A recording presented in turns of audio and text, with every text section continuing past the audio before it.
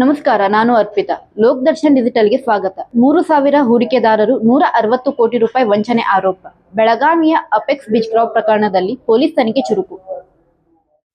July ತಿಂಗಳಲ್ಲಿ 13ನೇ ತಾರೀಕಿಗೆ ಶ್ರೀ ಅಶೋಕ್ ಬಿಸುಗುಪ್ಪಿ ಇವರು ನೀಡಿದ ದೂರಿನ ಆಧಾರದ ಮೇಲೆ apex beach crop LLP trading company ಮೇಲೆ ಬರ್ಡ್ಸ್ ಆಕ್ಟ್ ಮತ್ತು KPID ಆಕ್ಟ್ ಪ್ರಕಾರ ಒಂದು ಪ್ರಕರಣ ದಾಖಲು ಮಾಡಲಾಗಿತ್ತು.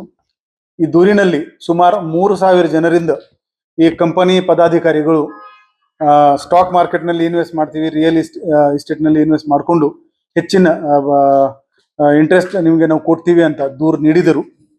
ಈ ಪ್ರಕರಣದಲ್ಲಿ ಬೋರ್ಡ್ ಆಫ್ ಡೈರೆಕ್ಟರ್ಸ್ ಎಲ್ಲ ಆರೋಪಿ ಇದ್ದಾರೆ ಮತ್ತು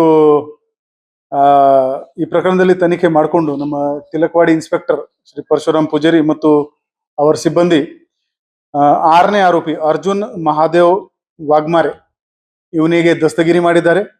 ಉಳಿದಿದ್ದ ಆರೋಪಿದು ಪತ್ತೆ ಕೂಡ ಬೇಗನೆ ಮಾಡ್ತಾರೆ. ಕಾನೂನು ರೀತ್ಯ ಈ ಆರೋಪಿಗಳಿಗೆ ಪತ್ತೆ ಮಾಡೋಕ್ಕೆ ಏನೇನು ಸಾಧ್ಯ ಇದೆ ಅದೆಲ್ಲ ನಾವು ಪ್ರಯತ್ನ ಮಾಡ್ತಾ ಇದ್ದೀವಿ. ಬರುವ ದಿನಗಳಲ್ಲಿ ಕೂಡ ಈ ಬಾಕಿ ಆರೋಪಿಗಳಿಗೆ ನಾವು ದಸ್ತಗಿರಿ ಮಾಡ್ತೀವಿ. ಸಾರ್ವಜನಿಕರಿಗೆ ನಮ್ದು ಕೋರಿಕೆ ಏನಿದೆ ಅಂದ್ರೆ ತಿಂಗಳಕ್ಕೆ 3%, ತಿಂಗಳಕ್ಕೆ 4% ಈ ತರ ಹೇಳ್ಕೊಂಡು ಯಾರು ನಿಮ್ಮಿಂದ ಇನ್ವೆಸ್ಟ್ಮೆಂಟ್ ಕೇಳ್ತಾ ಇದ್ರೆ ಅದು ರೆಡ್ ಫ್ಲಾಗ್ ಇದೆ. ದಯವಿಟ್ಟು ಈ ತರ ಯೋಜನೆಗಳಲ್ಲಿ ಇನ್ವೆಸ್ಟ್ ಮಾಡಬೇಡಿ. ನಮ್ಮ DC ಕಚೇರಿನಲ್ಲಿ ಒಂದು ಸ್ಕ್ಯಾಮ್ ಸೇಲ್ ಇದೆ, ನೀವು ಅಲ್ಲಿ ವೆರಿಫೈ ಮಾಡಬಹುದು. ಈ ಕಂಪನಿ RBI ನಲ್ಲಿ ರಿಜಿಸ್ಟರ್ಡ್ ಇದೆ ಅಥವಾ ಇಲ್ಲ, SEBI ಜೊತೆಗೆ ರಿಜಿಸ್ಟರ್ಡ್ ಇದೆ ಅಥವಾ ಇಲ್ಲ, ನಾವು ಪರಿಶೀಲನೆ ಮಾಡ್ತೀವಿ ಮತ್ತು ನಿಮಗೆ ಅದರ ಬಗ್ಗೆ ಹೆಚ್ಚಿನ ಮಾಹಿತಿ ಕೊಡ್ಬೋದು. FIR ನಲ್ಲಿ 160 ಕೋಟಿ ಅಂತ ಕೊಟ್ಟಿದ್ದಾರೆ, ಬಟ್ ಅದು ಎಲ್ಲ ಡೇಟಾ ಕನ್ಸಿಲಿಯೇಷನ್ ಕೆಲಸ ನಡ್ತಾ ಇದೆ.